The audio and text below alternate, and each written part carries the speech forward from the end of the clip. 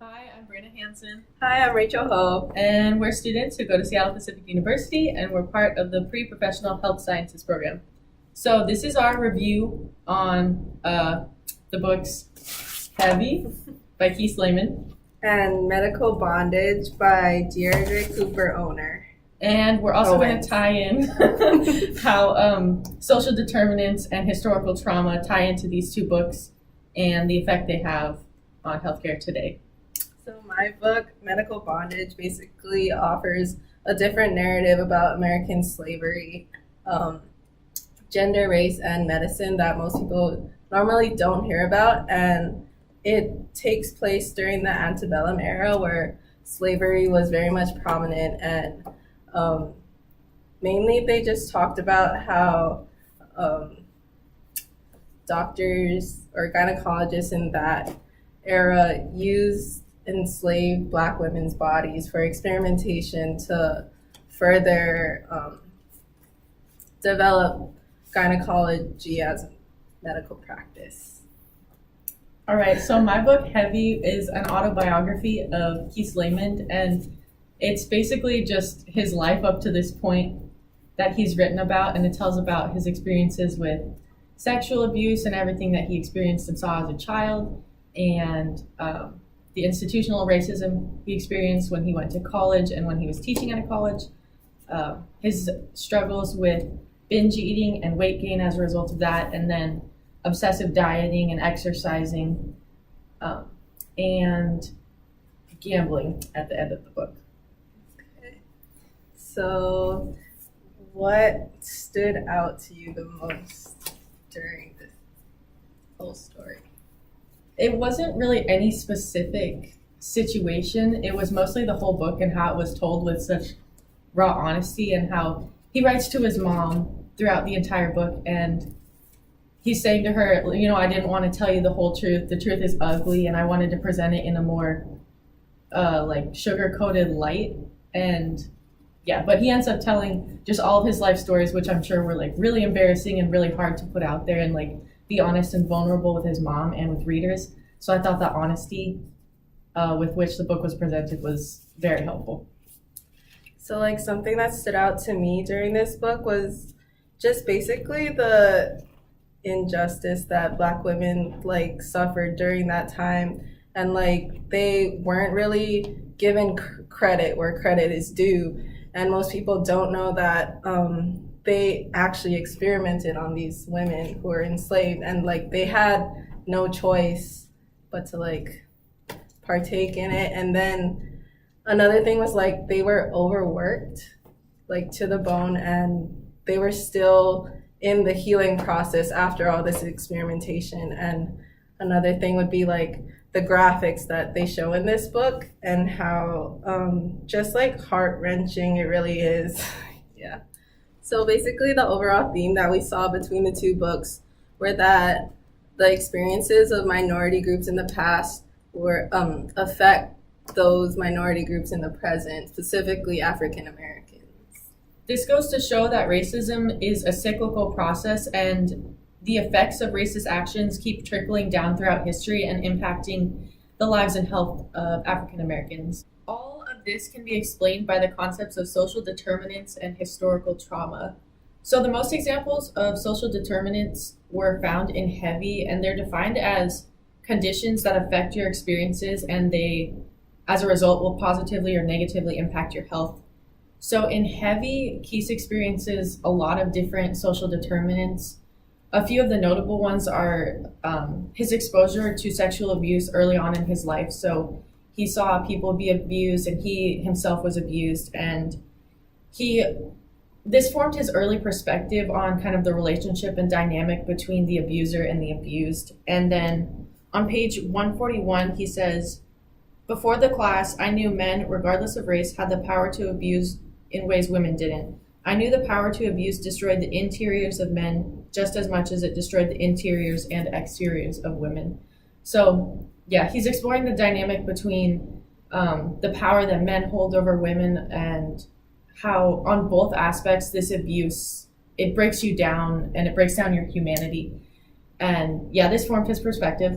And then the next social determinant that he faced was the institutional racism, both when he was attending college and when he was teaching as a professor at a different college.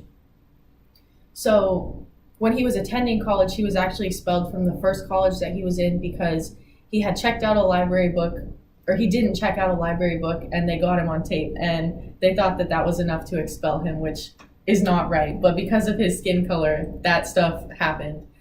And then when he was actually teaching as a professor, he was overviewing this white Caucasian student who was doing his thesis, and the student happened to be a drug dealer, and they found drugs in his room. And because of the injustice of the judicial system of the college, that kid was not expelled, even though they had enough reason to expel him. And they didn't expel him because that white kid said that a tall, dark black man made him buy and sell the drugs.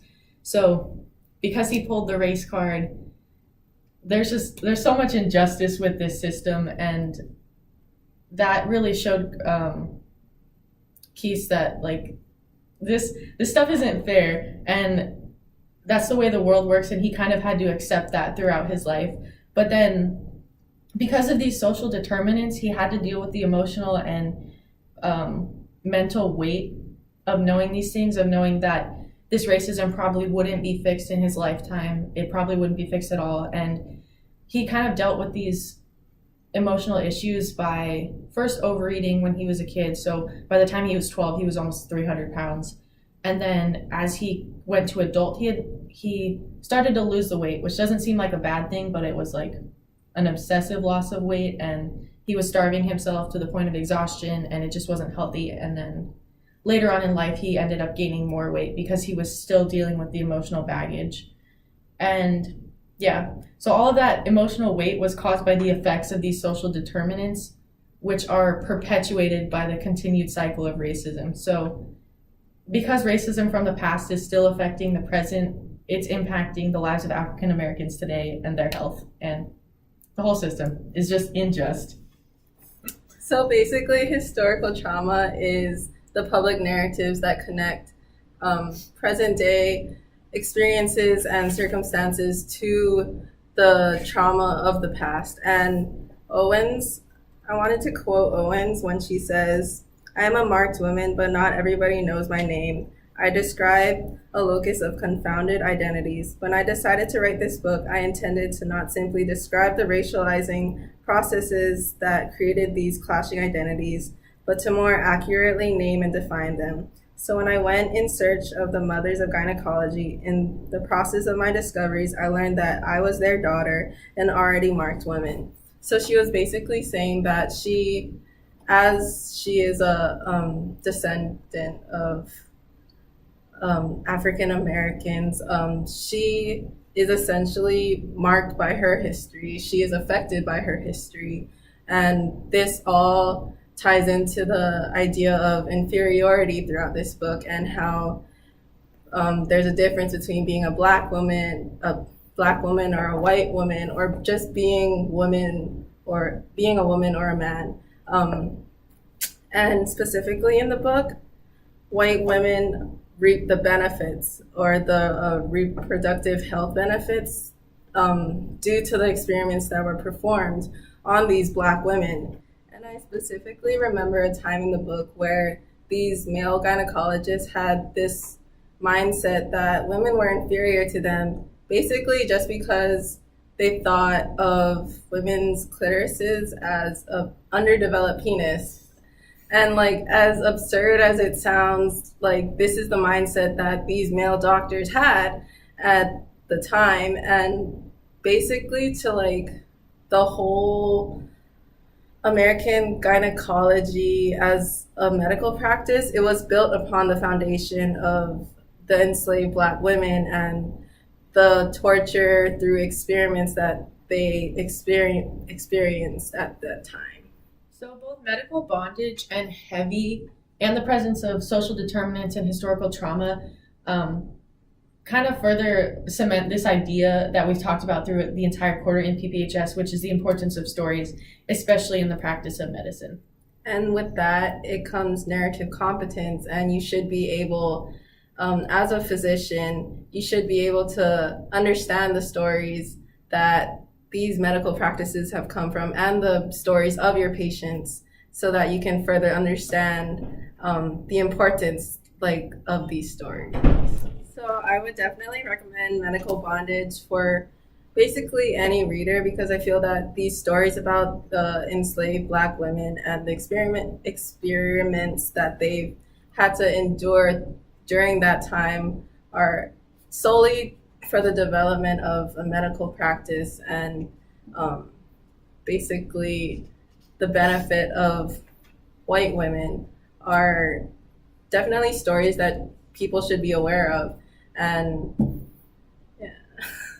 And I would recommend heavy to older readers because some of the content is kind of not appropriate. But I feel that it is important. It is a very humbling read to see how different people's lives are affected by these different determinants. And yeah, just like in Medical Bondage, how historical trauma and people's stories also affect that health. So 5 out of 5 for each book. Thanks for watching.